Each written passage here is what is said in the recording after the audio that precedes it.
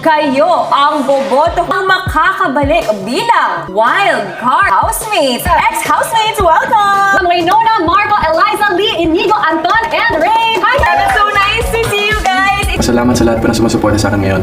Pangalawang pagkakataon para bumalik sa bahay ni Kuya. Humingi po ako na ulit support sa inyo lahat. And God bless everyone. Thank you.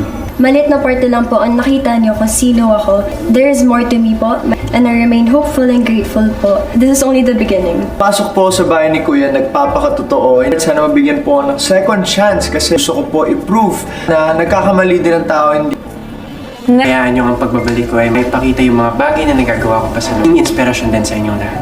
Today, asking for a second chance po. I did everything right at marami po ako natutunan. Sa lahat ng sumusuporta po sa akin, gusto ko po talaga yung intentions ko are clear. Gusto ko pong magpatuwa sa maraming tao pa. Naramdaman ko talaga yung pagmamahal ng mga tao.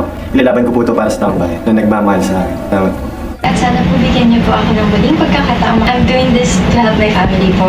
I'm doing this to make my dad proud. Magiging open po ako and I will always stand for what's right. Maraming salamat, ex-housemates! Ang bilang ng makabalik ng bahay ni Kuya ay 4. Dalawang kapuso, dalawang kapamilya ang mabibigyan ng pagkakataon. Voting is now open for